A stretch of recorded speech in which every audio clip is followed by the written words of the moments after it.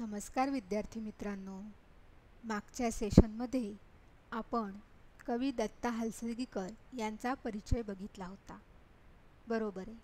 त्यांच्या कोणत्या कवितेचे भाषांतर 22 भाषांमध्ये झाले. बरोबर. त्यांच्या उंची या कवितेचे 22 भाषांमध्ये भाषांतर झाले. पुणे आकाशवाणीने त्यांच्यावर श्रद्धांजलीपर कोणता कार्यक्रम केला? बरोबर. पुणे आकाशवाणीने त्यांच्यावर शुभंकराचा सांगाती नावाचा कार्यक्रम केला. त्यांच्या कवितांना संगीतबद्ध कोणी केले? बरोबर. त्यांच्या कवितांना संगीतबद्ध राहुल घोरपडे यांनी केले. आता आपण त्यांची प्रार्थना ही कविता शिकूया. प्रथम मी कविता वाचन करते. सुजला सुफला हो भूमी, नको कुठे वैराण, 6 ऋतूंचे 6 सोहळे हेच सुभग वरदान.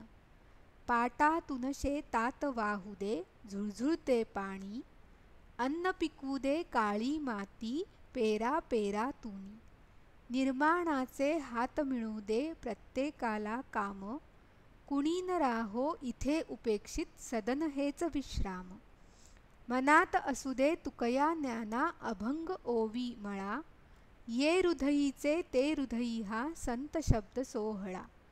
विज्ञानाला अध्यात्माची सात्विक बैठक असो, पुरुषार्थाला कारुण्याची ओली झालर दिसो. परस्परांना जोडत राहो आपुलकीचा पूल, ध्यानी असू दे आहे अपुले ऋषी मुनींचे कुळ. आता आपण कवितेच्या कडव्यांचा अर्थ पाहणार आहोत. पहिलं कवितेचं कडवं आहे सुजला सुफला हो भूमी. सुजलाम सुफलाम म्हणजे काय? तर धनधान्याने परिपूर्ण किंवा भरपूर अशी भूमी हो. नको कुठे वैराण. वैराण म्हणजे काय? तर वाळवंट. वाळवंटामध्ये आपण बघतो की तिथं प्यायला पाणी नसतं किंवा तिथं कोणतीही झाडं उगवत नाहीत आणि त्यामुळेच तिथे मनुष्य वस्ती नसते, निसर्ग नसतो आणि त्यामुळे आनंद पण असतो. मग असं वैराण वाळवंट नको व्हायला, तर भूमीवरती सुजलाम सुफलाम पाऊस व्यवस्थित होऊ दे, ऊन चांगलं पडू दे आणि धनधान्यानं भरपूर अशी भूमी निर्माण होऊ दे. 6 ऋतूंचे 6 सोहळे हेच सुभग वरदान. आता 6 ऋतू कोणते आहेत? बरोबर. वसंत, ग्रीष्म, वर्षा, शरद, हेमंत, शिशिर असे 6 ऋतू आहेत. आपण 6 ऋतू बघूया. पहिला ऋतू वसंत. वसंत ऋतूचं काय वैशिष्ट्य आहे की त्यावेळेला झाडांना कोवळी पाने फुटते, कोकिळा कुहू कुहू गायन करते आणि सगळीकडे आनंदीचं वातावरण असतं. त्याच महिन्यामध्ये आपण गुढीपाडवा हा सण साजरा करतो आणि गुढीपाडव्यामध्ये गुढी उभारून त्या वसंताचं सुद्धा आपण स्वागत करतो. आपण अभ्यंग स्नान करतो, म्हणजे दिवाळीच्या काळामध्ये अभ्यंग स्नान करतो. तसंच वसंत ऋतूच्या पहिल्या दिवशी सुद्धा अभ्यंग स्नान करायला सांगितलं आहे, कारण तो आनंदाचा ऋतू आहे. म्हणून वसंत ऋतूला महत्त्व आहे. त्याच्यानंतर येतो तो ग्रीष्म ऋतू. आता ग्रीष्मचं काय वैशिष्ट्य आहे?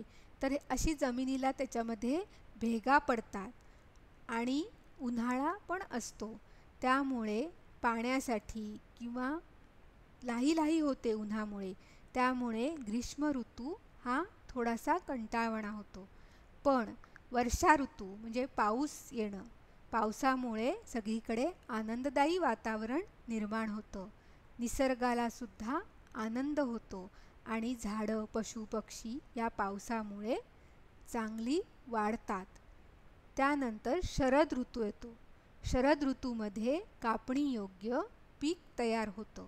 पावसामध्ये जी लावणी केलेली असते किंवा जी पिकांची पेरणी केलेली असते त्याला शरद ऋतूमध्ये चांगला बहर येतो किंवा कापणी योग्य पीक तयार होतं.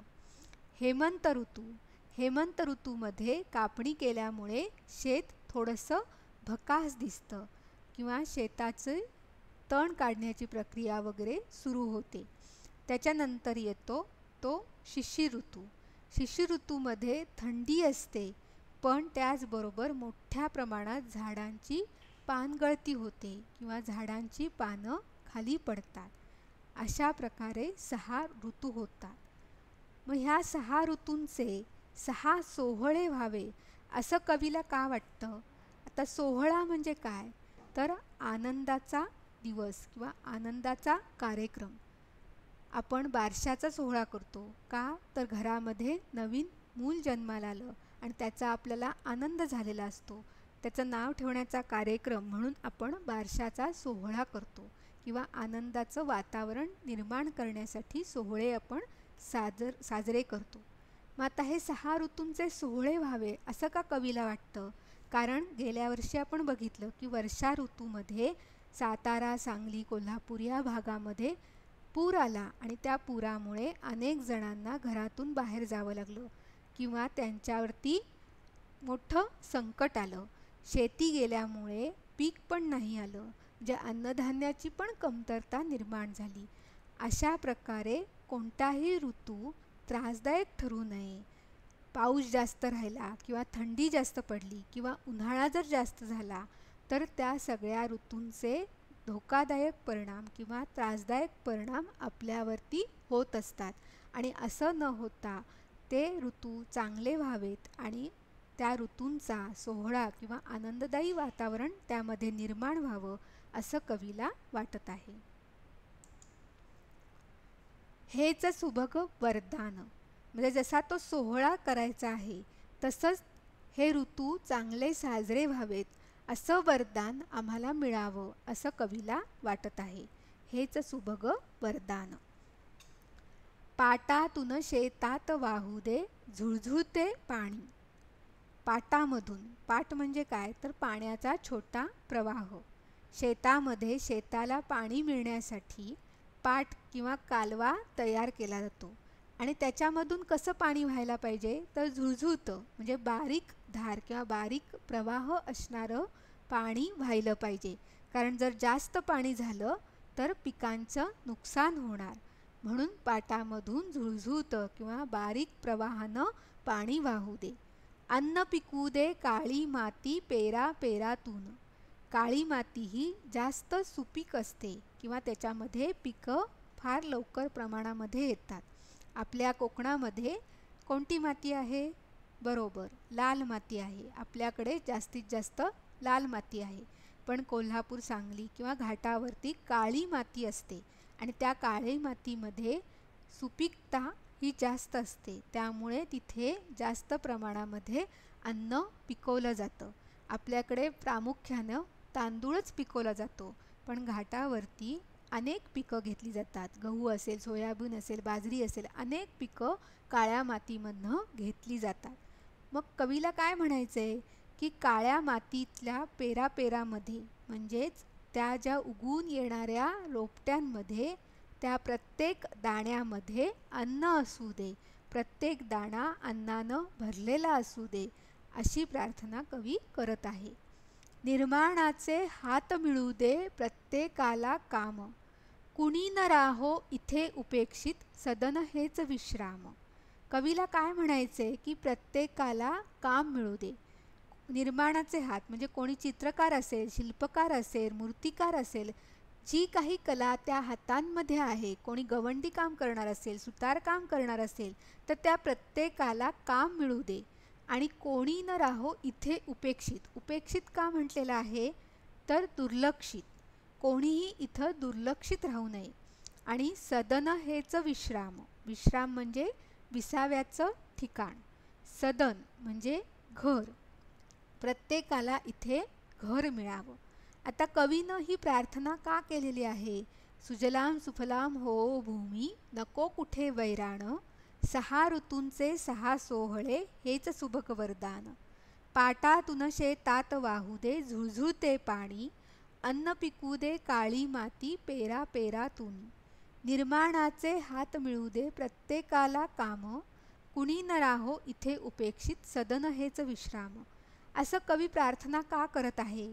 कारण कवीचा काळ हा स्वातंत्र्य प्राप्तीनंतरचा काळ आहे आणि त्या काळामध्ये अनेक जण शेती सोडून उद्योगधंद्यासाठी शहरामध्ये गेलेले आहेत आणि जेव्हा ते शहरामध्ये गेलेले आहेत त्यामुळे शेती करणं ते थोडेसे विसरलेले आहेत आणि त्यामुळे शेती धनधान्यानं भरपूर होत नाही आहे. तर प्रत्येकानं शेती करावी आणि त्याचबरोबर 6 ऋतूंमध्ये म्हणजे ती पावसावरती अवलंबून शेती आहे. आपल्या भारत देशातली जी शेती आहे ती पावसावर अवलंबून आहे. शेतकऱ्याचं पाऊस जर चांगला आला तरच पीक चांगलं येतं. त्यामुळं ती पावसावर अवलंबून असलेली शेती धनधान्यानं भरपूर होऊ दे, त्या शेतकऱ्याला चांगलं पीक मिळू दे आणि त्याची गुजराण जी आहे किंवा त्याच्यावरती जे त्याचं पोट अवलंबून आहे तर त्याच्यासाठी त्याला चांगली शेती होऊ दे, पीक येऊ दे असं कवीला म्हणायचं आहे. त्याचबरोबर जे कोणी शहरामध्ये गेलेले आहेत उद्योगधंद्यासाठी म्हणजे कंपनीसाठी असेल तर जे कोणी उद्योगधंद्यासाठी शहरामध्ये गेलेले आहेत अशा प्रत्येकाला काम मिळू दे आणि त्याचबरोबर प्रत्येकाला राहण्यासाठी विश्रांतीसाठी हक्काचं घर मिळू दे. आपण पूर्वीच्या काळी बघितलं की जे मुंबईमध्ये जे जात होते त्यांना काय होतं, चाळीमध्ये 10-10 माणसांना छोट्या खोलीमध्ये राहावं लागत होतं. मग प्रत्येकाला विश्रांती घेण्यासाठी स्वतःचं घर असावं आणि प्रत्येकाला हा काम मिळू दे अशी प्रार्थना कवीने इथे केली आहे.